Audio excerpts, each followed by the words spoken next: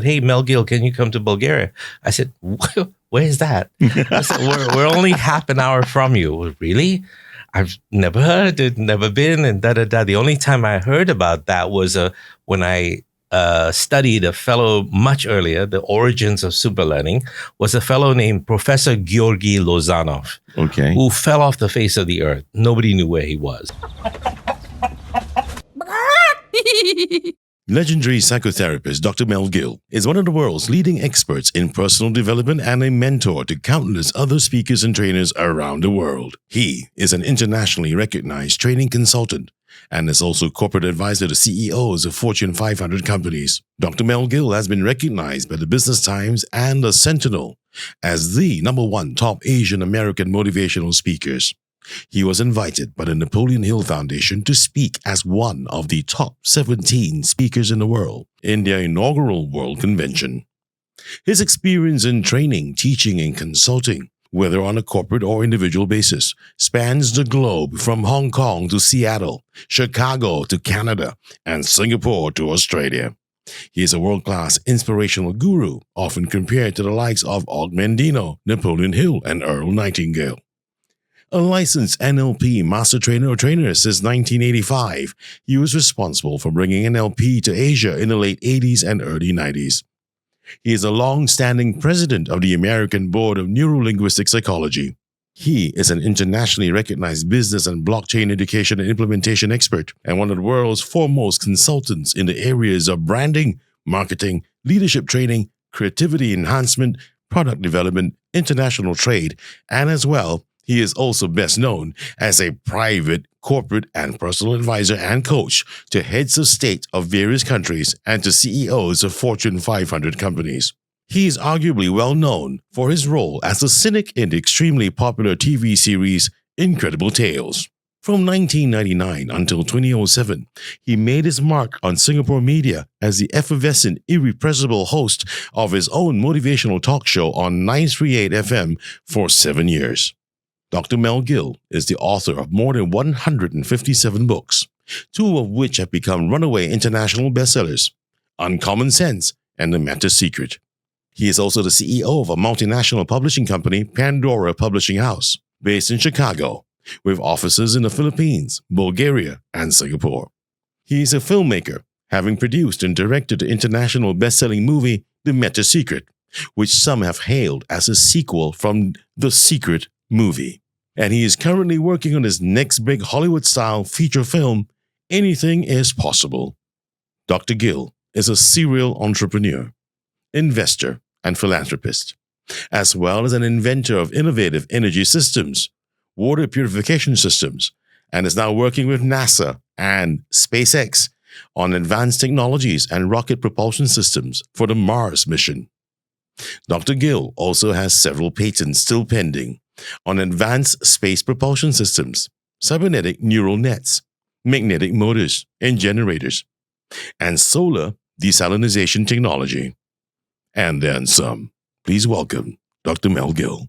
Everybody tried to contact him. They couldn't. From age 17 onwards, I was trying to contact him to the Russian embassy, and there was limited access in those days, if you remember. And so I said to the publisher, I'll come on one condition, that you find me Georgi Lozanov and you make an interview with him. They called me back the next day, said, are you coming? I said, you found it? He said, we did. You'll have your interview 2 days after we finish all your publicity, launching the book in Bulgarian. And so we went to meet him 500 kilometers from Sofia, the capital city. We drove, and then entourage to a little town called Sliven. When I found him, he was living in a cockroach-infested apartment, didn't know where his next meal was coming from, and even worse, had multiple strokes, but couldn't afford a hospital and all of that. Oh, dear. So I said, Professor Lozanov, you are a legend. You brought this quote-unquote super learning to the whole world. Everybody's been taking from you. No one's giving to you quantum learning, this, that, all the other stuff derived from him. Okay. I said, yeah, they promised they were going to give royalties and this and that. They gave nothing. So he got screwed, basically.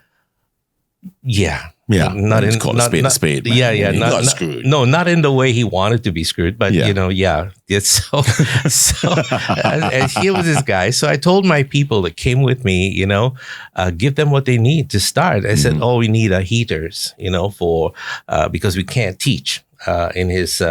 Suggestopedia Foundation, we cannot teach. It's called Suggestopedia, the origins of superlearning, quantum learning, business, hoo-ha, anything to do with the mind started with this fellow. Okay. And way back in the 50s. Wow. He worked with the Russians on accelerating your faculty for memory, and he called it cosmic memory, although Sheila Ostrander, Lynn Schroeder wrote a book called Psychic Discoveries Behind the Curtain, Iron Curtain, and they tabled the research done by Professor Lozanov. So here was a Bulgarian hero, forgotten. When Bulgaria was part of the Eastern Bloc, am I right? Yeah, it is. Yeah, it's part of the Eastern Bloc, yeah. but then it split off and became its own. After the Soviet Union fell. It fell, yeah. And thankfully so. Now it's part of Shenzhen. After so many years. Part of, sorry? Shenzhen, the Shenzhen countries, France, most of Europe is under Shenzhen, so they use the euro currency. Yeah. And so on and the so forth. The EU, basically. And there's free travel between them. Yeah, it's the free EU. trade. Yeah. It's the EU. Yeah. Bulgaria was part of the EU for many years. I've been in Bulgaria 10 years plus already so far. And what happened was they were always promised entry, but they didn't qualify for certain reasons. And they did just this year, March. They joined Shenzhen. So that means if you were a resident of Bulgaria, like my son is for now, he can travel freely in all the European countries. Yeah, this is a wonderful thing about being an EU citizen, man. Yeah, you get to go anywhere. You don't even have to show your ID. You don't. No passport needed. Just cross borders. Nothing. It's just even when you're flying, you don't need to. You go through a separate place. Yeah, but one thing I'll never forget you for, Doc, would be that wonderful book you wrote, Uncommon Sense. Ah, yes. Oh, that one got me by the balls, I can tell you that. Okay, good. You know that picture in my head. Ask me about that picture. Now I found a new use for the book. Okay, that's not a mosquito. Why don't you relaunch Uncommon Sense and you put a quote for me? It grabbed me by the balls. I tell you, it worked, man. A ball-grabbing book. You can't. Chris Henson, podcaster for the Chris Henson Conversation, says Uncommon Sense grabbed him by the balls. Yeah, like ball-grabbing book. You can't get your hands off it. If you're a woman, it means you something autographed that for me, I did. Yeah, actually, okay. Maybe I should recap a little bit. Before we actually met and introduced ourselves to each other at that particular event we spoke about. Yeah, I remember it's a barbecue on a beach. Yeah, correct. But prior to that, a couple of years before that, I met you at a much larger convention. I was there as a delegate. And you had a booth. And you were with your signature cowboy hat. Yes. The Australian hat. The Australian hat. Yeah. And I came up to you and I bought Uncommon Sense and you autographed it for me. Right. Yeah. It's still in my office. It's still there. That's the time of the first few Singapore book fairs. And it wasn't a book fair. It was at a convention and you had a book. A guy named Philip, right? You used to work. Did he give you that spot? I think so. If I'm not mistaken, anyway. That part, edit out from the video. Anyway, so... Sorry, Philip. So, that's when I met you and you autographed that book. Right. And I was so chuffed about the fact that Dr. Mel Gill autographed this book for me, man. Wow. Really, man. I mean, come on. I was so into the stuff you were doing. And I read that book cover to cover, man. Thank you. Yeah, really, I did. And to me... I'm rewriting it. Oh, great. Now, I realized it was 400 pages. It's going to lose about 200 odd pages, but it's going to concentrate the ideas that were important and have exercises and also at the same time have affirmations of any kind that you can take a look at and summaries so that you know what it is you can use. Send one my way. Of but course. Anyway, Doc, you were best remembered here in Singapore for your role on radio, right? And 7 years. 7 years on radio. Yeah. And on top of that, on TV for the series Incredible Tales. Incredulous Tales. Yes, that's right. Incredible Tales. I'm kidding. Yes. That's why you said incredulous. I was about to go where Dr. Yeah. Mel Gill usually Yes. debunks and throws all that shit out the Correct. window. Right? You know that didn't work out well for me because Why? after about 2-3 years of doing that, Yeah. I would walk into a chicken rice restaurant and the guy would say, I know you. I know he's serving the food. I said, I know you. I said, oh, TV. Yeah. You want me to sign something? It's no problem. Do we get a discount? I said, no, obviously not. But I said, I don't care what you say. I believe in ghosts and da. So in other words, I'm the official debunker of all of that. But I will, by the time I finish talking to you about what exactly is happening, my education in quote unquote ghosts went from mental health conditions to powers and abilities that we are only now beginning to find out. Okay, so you're saying now the Dr. Mel Gill today is no longer that skeptic? It's always the skeptic. It's always in everything. I'm the skeptic. So would it be common sense then to the man who used to, not used to, maybe even now, debunk, skeptical, debunking, all these things, do you then, would it be common sense, I'm saying it, would it be common sense to believe or disbelieve in the existence of extraterrestrial life? It's not a question of belief. It's not. Okay. It's a question of what exists and what is the physics behind what exists. There is DARPA. I don't know if you're familiar with. DARPA is the defense science arm of the U.S. military, right? Advanced Research Projects Administration, yes. Right. And they are working with some companies around the world, especially with ST Technologies. They are working on DARPA on consciousness-assisted devices. Now, what does that mean? That means that there are interfaces that we have no capability of understanding, that Elon Musk is only now scratching the surface with Neuralink. As uploading information into the brain, reorganizing how the brain remembers information and everything else.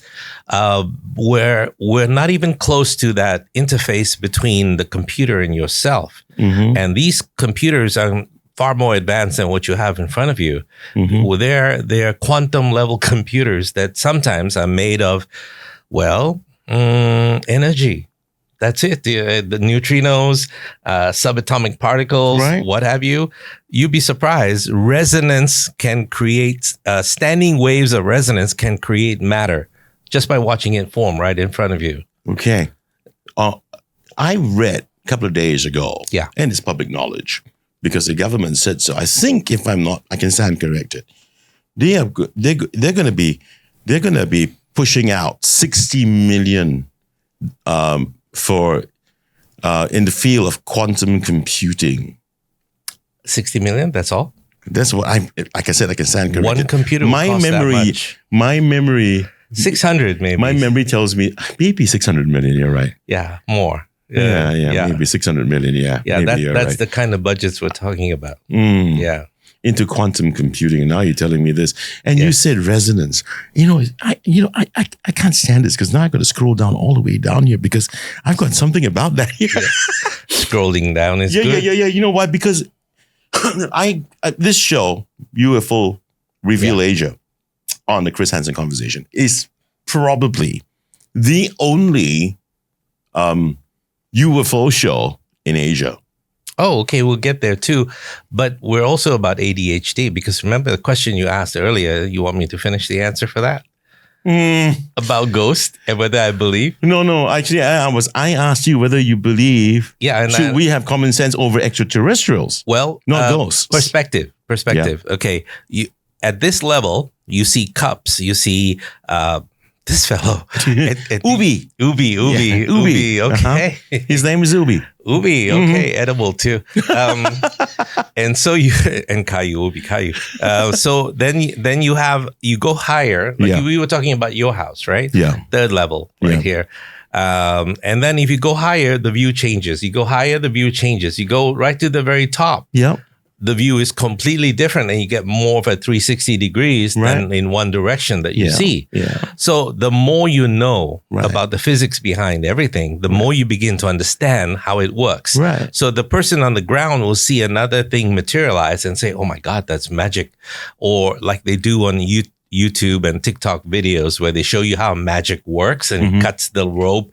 And you see one view from the perspective of the person watching the show and they, that's magic. How did he do it? But when the other camera is looking at it, they show you exactly what they're doing. And all of a sudden you see the magic behind it and it's no longer magical. Right. So it's the same with technology of the highest order. Right. What we don't understand and what we cannot fathom in terms of how it works seems like magic to us, but it's not. And the more you understand and the more you study, the more you realize that whoever it is, the U.S. government, another government outside of the government, what do they call it? The shadow government, shadow state, whatever it might be called, extends all over the world. Deep state, the deep state. There you go. And everything that you think is decided on an international level, you only see it from a spectator point of view. Behind the scenes, you have no clue the massive amount of money that goes into developing technologies that are mind-blowing. Right? But Doc, what you just said, coming from a guy who's a skeptic. I'm looking still at the technology. So let me extend it to ghosts. No. Let me extend it to state, ghosts. deep state. Yeah. For example, what you said. Yeah. Deep state and all that. I don't talk about it much. Yeah, I know. But coming from a skeptic. Your forum would be the best one to talk about it because it's still edgy and it's still, something that people don't pay a lot of attention to. And if it reaches millions, then I think I'm in trouble. I'm not going to allow Dr. Mel Gill to really let me out, really shine, to allow my ADHD to shine because I'm still going to harp on this right now. I'm not I am not going to walk away from this. No, hey. Dr. Mel Gill, the skeptic, talking about deep state, shadow governments and all that. I mean, I find it kind of hard to swallow that is coming from you.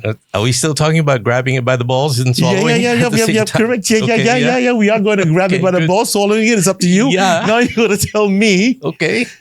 Why do you say that? I mean, I think you're a man that worked, like you said, physics, the science behind it. So there's got to be some amount of fact for you to be able to say what you just did, right? Have you checked out my foundation site? I have. Yeah. Did you read? I did. We are unraveling. The rest of the world watching this show right now. We are unraveling. I haven't read it, so let's talk about that. We're unraveling.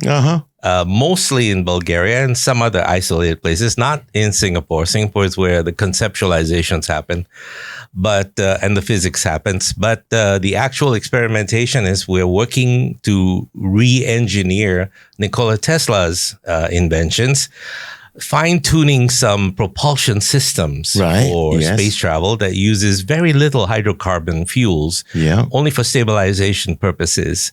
And the rest is all high gauze magnetic fields spinning at such rates that you cannot even imagine. They have different properties, and the properties are working much like a element 115.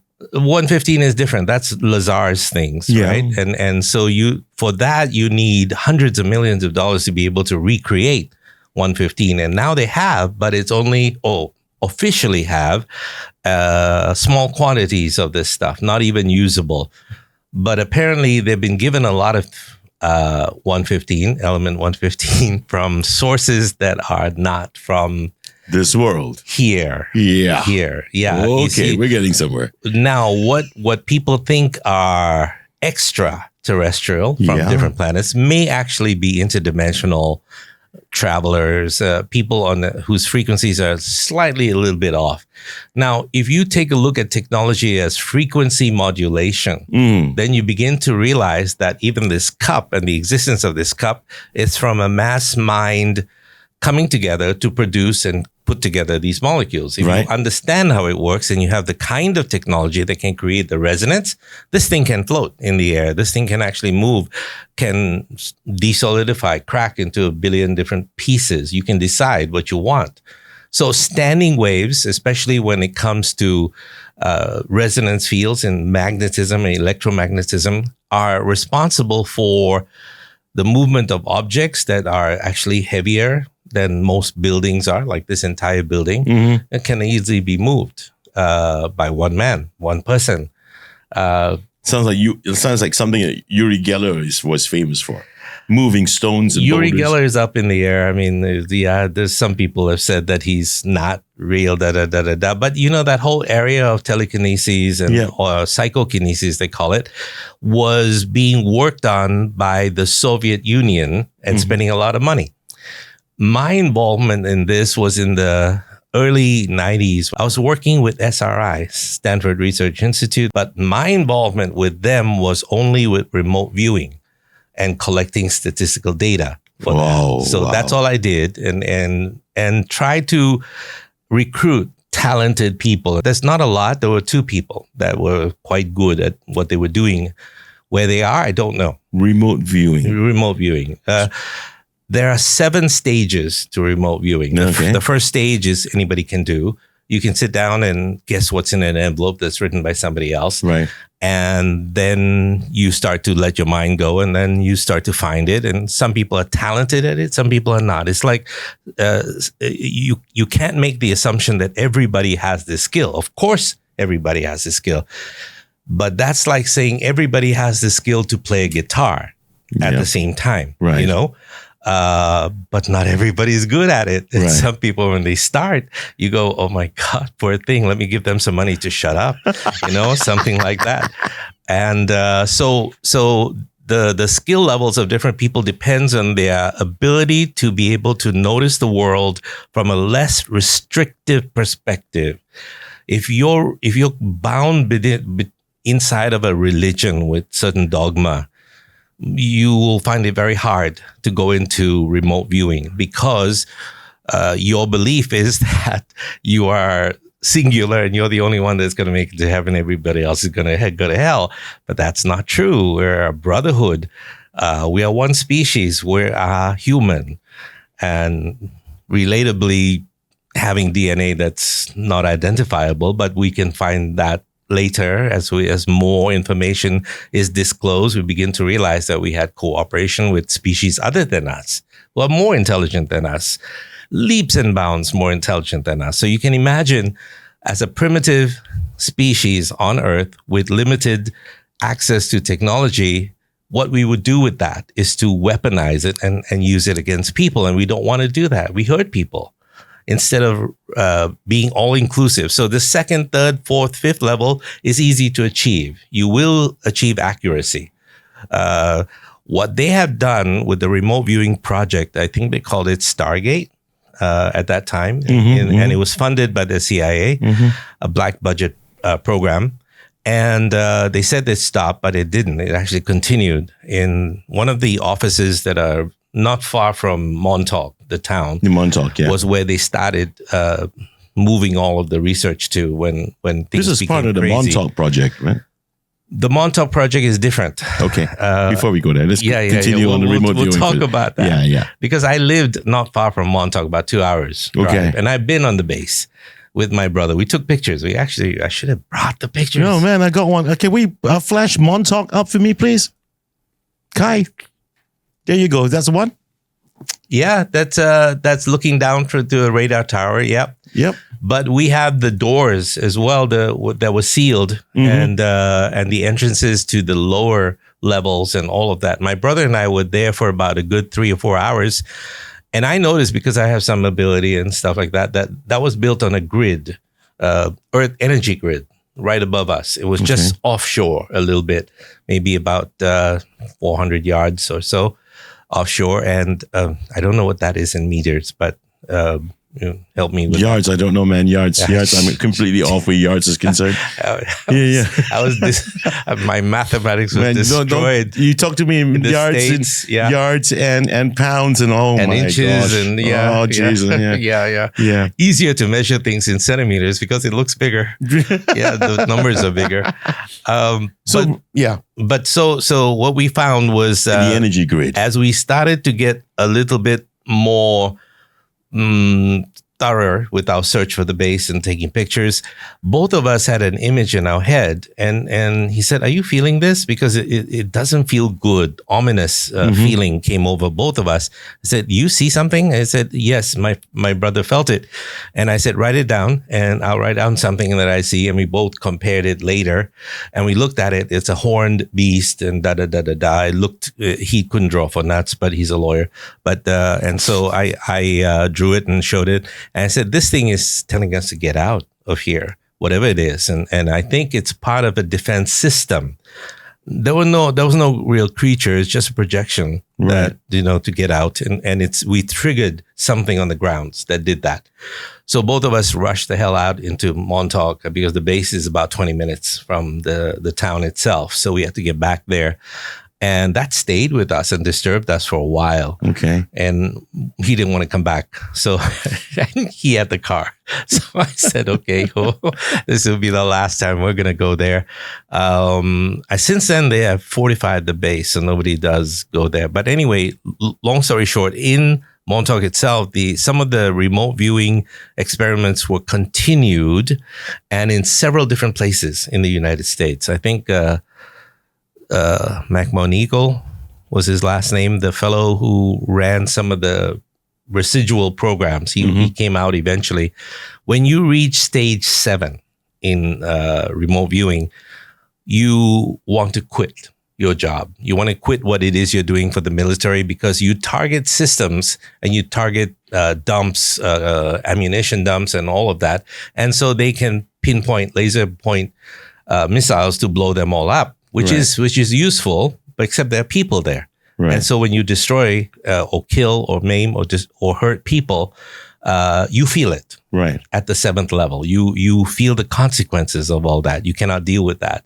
So at that level, you become almost Buddha-like, and you become all-inclusive, and you begin to realize the interconnectedness of not just people, but animals and even the food you eat, and you start looking at everything a little bit strangely. So it's like your conscious, the level of your consciousness had been upgraded to be very inclusive with everything, and then you begin to become more and more silent. And so they found that most people don't want to continue because large population bases were being eradicated, killed, destroyed, murdered. Wow. Another word. Wow, dog. Yeah. So you were one of those guys. No, data collections and identifying people that would be useful. The training was done by seasoned professionals. And this was in your time in the U.S.? Not just the U.S. here. 1991, SRI was here. Okay. Yeah, before they were closed down in 1994, I think. I still know the manager. He's still looking for a job out there, but he's selling licenses from Disney and a few others, making a good amount of money. Okay. Yeah, and they were throwing out a lot of junk, I remember, because they were closing down rapidly. They had to close shop and leave. And I asked for some of the stuff they had, and some of them were photos, bonds from China from 1910 and 18 something, and they're worth a lot. And the guy said, "You want it?" He said, "Yeah, how much? You want to sell it for?" I said, "Nothing. You take it, Mel." And I took 2 or 3 or 4 of them, and I have them on my walls. And people think that, oh, nice little old thing, but they're actually worth a lot. I didn't realize that until much, much later. At that time, it would just look beautiful and like your house. You have a lot of cool posters and it's like that. And so I wanted to do something like that. It was fun. Okay. So yeah, just to tell you, when you get into all of these technologies, you begin to realize the border between mind power, spirituality, loosely called spirituality, and the ethereal and science that border starts to thin a little bit because the consciousness assisted devices can actually was used in time travel as well, because they don't have a good propulsion device. Okay, now he's going to time travel. Well, eventually you use Montauk. We're just getting off Montauk, okay. Right? So we're going to start on Montauk now. If you take a look at the declassified information from the CIA, what were the experiments conducted in Montauk? They called it time dilation experiments. Okay. Now, what is that? Time dilation and contraction. What is that? I'm waiting for Dr. Mel Gill to tell me. So when you start to think in terms of dilation, you're thinking of an expanding field. Right. If I ask anybody, even a scientist right now, and from years ago, they're not able to tell me if I ask them, what is a magnetic field? What is it? And they can tell me the effect of it. They can tell me what it does. They can tell me about uses for it. They use it in all the dynamos and what have you to create electricity and movements and what have you. But what is it? What is the magnetic field? It works in a vacuum. How come? In a complete vacuum, why does the field still work? Right. So you begin to identify what people don't know or scientists don't know by exploring the language. You know, when he says, what is this? Oh, it's a field. It's a field effect. That means I no fucking clue what this is. Yeah. It's a field. It's a field effect. Yeah. So when we call it a field effect, then what is the electromagnetic field? What is that? How is it generated? It's artificial. Yes, we can create electromagnetic fields, but why is it a field? Why does it work in vacuum? I mean, like a bubble. Within materials we know. Yeah. But how come in a vacuum? Why does it work through the air where there's no air? Right. In a vacuum. And so those kind of questions take you back to the origins of physics and then the origins of mathematics. And then you begin to discover that we have it all backwards, that there are a few things that we built an entire universe upon. Like, I don't know what electricity is, but I know how to use it. Right. And same with mind control devices and all of that in the beginning, in the 50s, 60s, where they perfected some of these anti-gravity systems and what have you. Perfected. All you have to do is just look at Skunk Works, Lockheed Martin Skunk Works. And take a look at the last president. I think it was John Rich, who had quit at that time. His closing speech was, Yeah. We have the technical, and this is 1960s. To take E.T. home.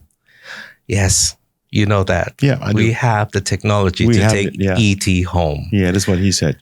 Not in 7, 8, 9 light years, like instantaneously. Now. Within an hour, I can go to, what did you mention? The galaxy? Zeta Reticuli. Zeta Reticuli. I can take them there.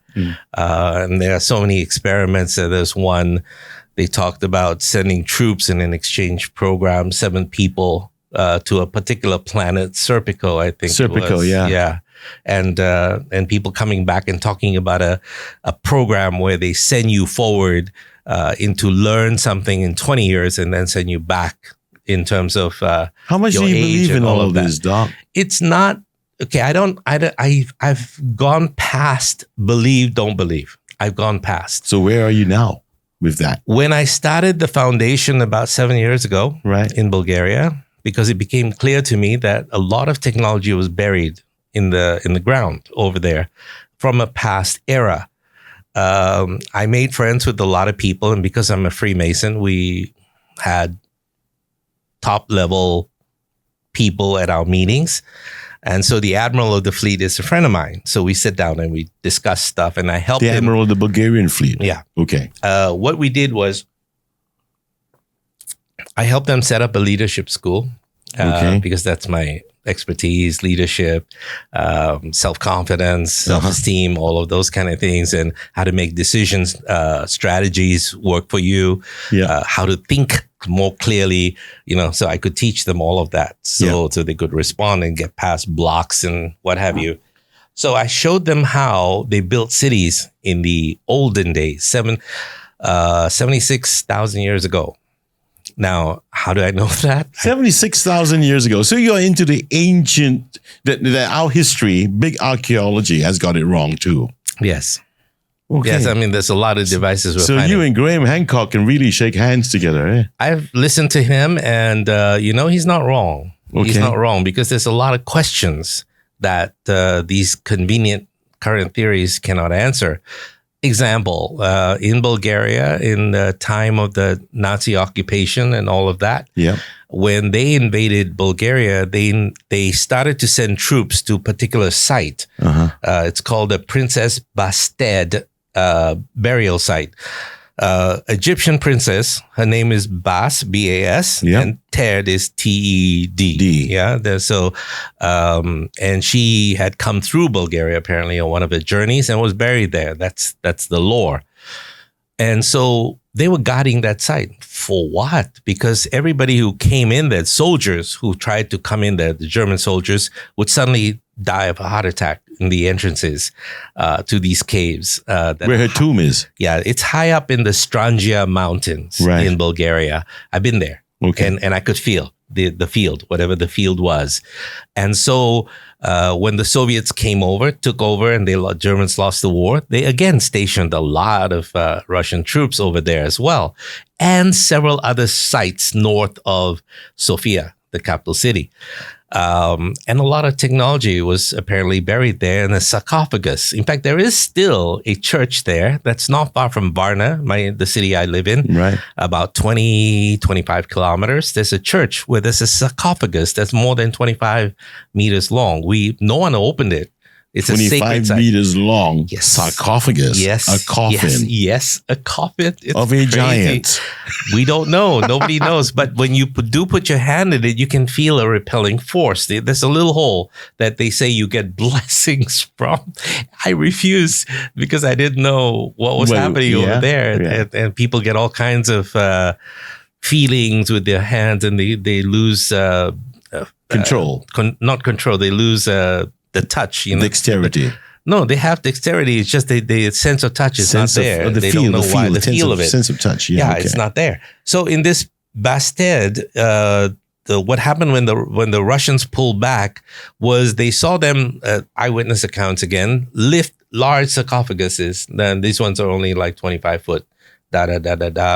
Plural. To us is 2 or 3, and some other things they took out and took it back to Moscow, of course, and they blew up the entrances to the Basted burial sites. Now, why would you do that? Especially if it's historical and it's something important. So there are more sites, and I believe that Atlantis was not really a small place. It was like saying, if you say Atlantis, it's like saying Asia. Continent. A continent, literally. And most of it underwater, most of it not here, some in Japan, and part of it in the Black Sea. So if I use my theory correctly, when they built ancient cities on these grids, they built it in a triangulated equilateral triangle. Right. So recognizing that Varna is one of the oldest cities in the world. In fact, the oldest gold in the world was found in Varna. Okay. More than, what did they estimate it at? Somewhere around 12 to 15,000 BC. That's unreal, right? Yeah, it's unreal, To begin with, it first of all calls into question what we know. Yeah. And then the other thing is that they were connected together with small little drill holes. Drill holes? We didn't invent the drill till just recently. Yeah. And they're micro. Okay. I mean, hair thin. Yeah. It's in the museum. You can go check it up. It's like Göbekli Tepe, man. Yes, exactly. Yeah. Again, a technology existed that we have no concept of. And so convenient history was created so that we don't start to understand that maybe we are much more than we realize. What we've been told. That we've been told. And why? More easy to control an ignorant crowd than one that's informed. Just turn us into sheep. Right, exactly. Yeah. I mean, imagine. So when I went there and took a look at all of these things happening in Bulgaria, I told them, first of all, let me find you a city. Okay. One of the Atlantean cities in the Black Sea. Oh, so we did holy shit. In fact, you can do it in Google Earth right now. Older city is Istanbul, before Constantinople, and before Constantinople was called something else. Yeah. Now you put a compasses, on between Varna and that, and then put it out to sea, and do the same with Varna out to sea. In equilateral triangle. You look straight down on Google Earth, and you will find under the water about 1.7 kilometers deep, is a city, a grid.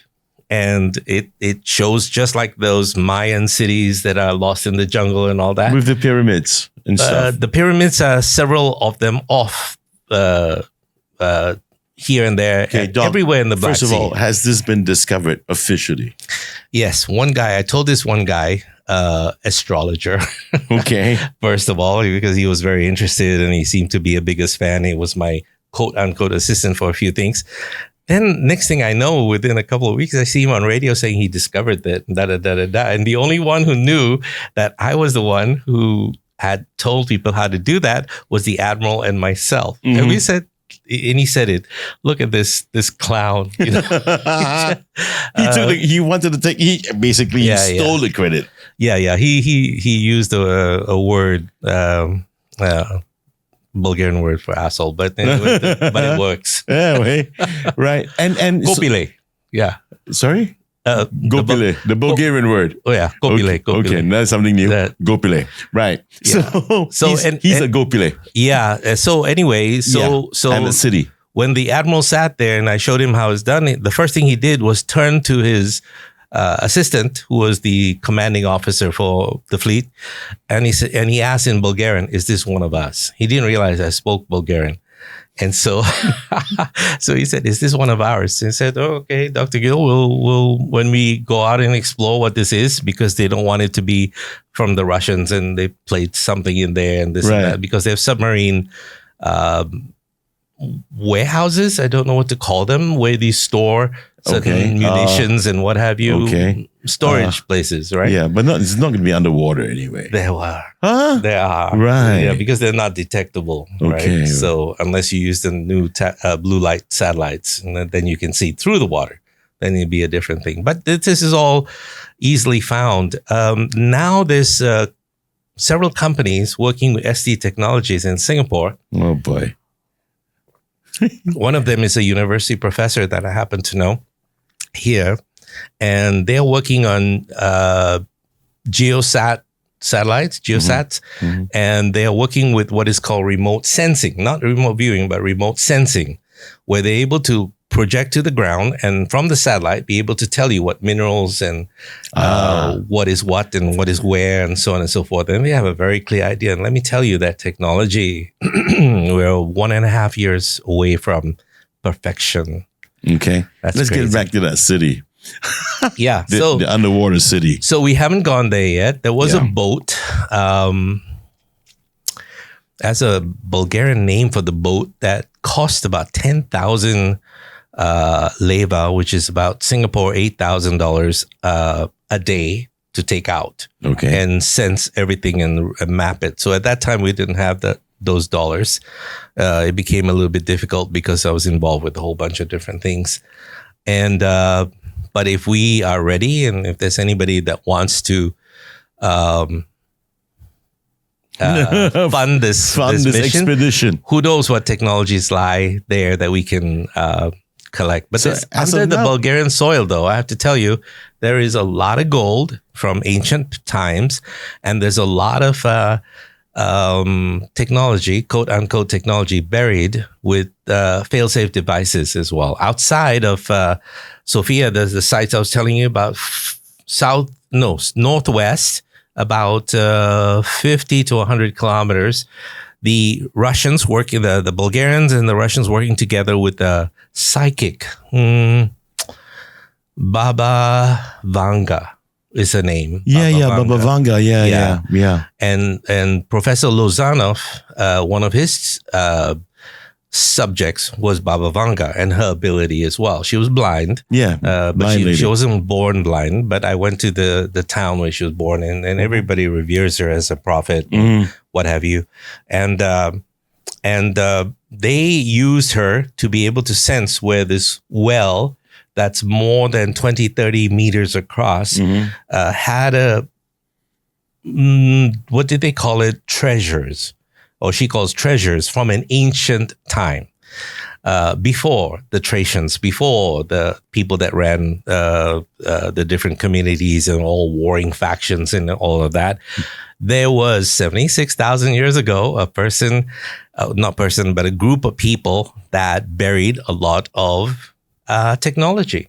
And you talk about Anunnaki, you talk about Enki and all these other people and so on and so forth. There are sites specifically dedicated to gods that remained behind, quote unquote, in Bulgaria. I mean, we're talking about a land full of farmers and what have you, and people who are so desperately poor that they're working on this, that, the other thing, not being able to pay attention to these different sites that have fields of energy. You walk into these domes that are in the ground and you feel the energy and you go, what on earth is this?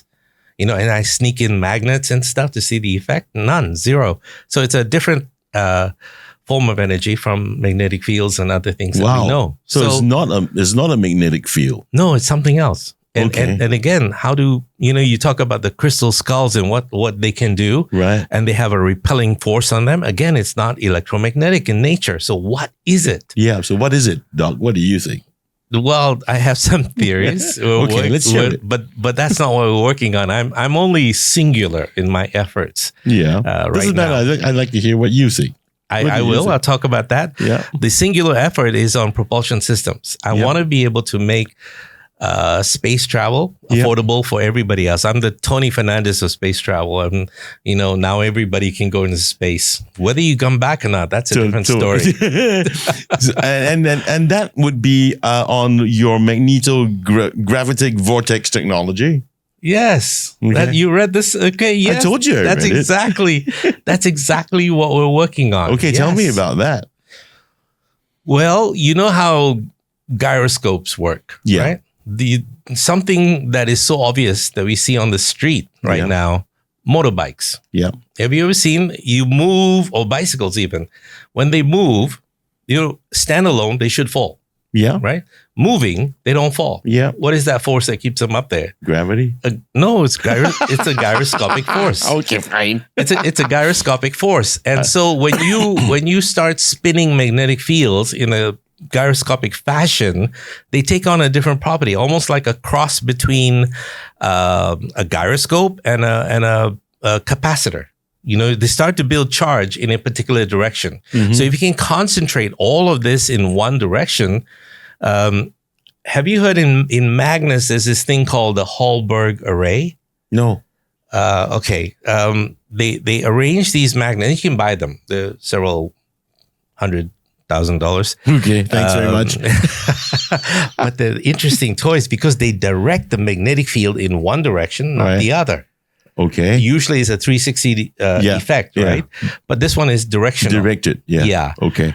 So these Hallberg arrays are able to, when spun in a particular direction, create charge in a particular direction. And because of the movement, the thing lifts. Okay. The devices that we built so far in New York and in Bulgaria tend to explode in 10 feet, 20 feet. We can't even record it because it looks like somebody just threw it up. So nobody's going to believe that. So what we need is to be able to build, and tell you something, to build one craft is about $1.5 million roughly, with what we need to put on it, especially the titanium shells and everything else we have. Mm-hmm. And when we start to put it together, it needs to have GoPros that are able to track it and other tracking devices, take it into near space, which is not very far, 180 kilometers, I think it is, and then bring it back safely. And then later put animals that the people won't kill me for putting on these things, like chickens, things that people eat, not apes or dogs. Don't be surprised to get canceled for even that. Oh, you really? I don't know, man. A chicken? The world's crazy these days. So just think, well, Doc, we'll be sponsored by KFC. Why use this technology? I mean, what do you think about Lazar's theory? Yeah, I know. Musconium breaks down too easily, right? Yeah. They synthesized this thing in the 2000s already. And yes. apparently Skunkworks have got it done. Not that technology. They use something else. Yeah, but not an element. Okay. They influence the magnetic fields by using very high voltages that are not achievable anywhere else except in the way in which they put it all together. High magnetic fields, high gauge magnetic fields, they're very powerful. I bought some at home off the internet. They cost about $3,000, $2,000. They're about the size of this, but yeah, they're very dangerous. So they don't ship them because by airplane. You have to send it by boat or something else. Okay. And you take that magnet, an ordinary magnet like this, ferromagnet, would be able to use maybe about 20, 30 pounds to lift it. That one is about 4,000 pounds or more. So you can see the force that's involved in that. So those are not cheap to put together, especially if you need an array of 110 of them in a specific direction and spinning. And that means they all have to be the same weight, because if you're spinning something in a circular fashion and one thing is just microgram off, the whole thing becomes wobbly and starts to destabilize. I'm going to go back to my very first question. Yeah.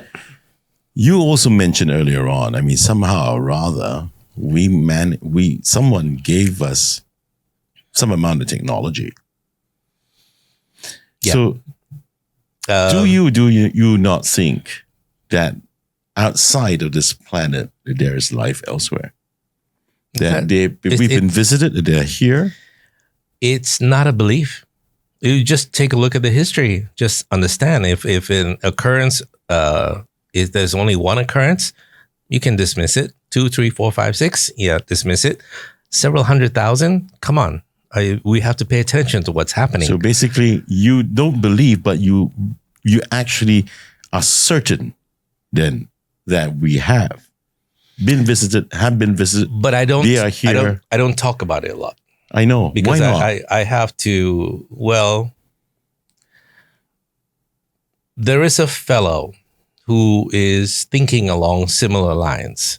Now coming out, I don't know why. He's being ostracized. He's being put down. He's being labeled a lunatic. This is the end of chapter 1. Catch chapter 2 next week.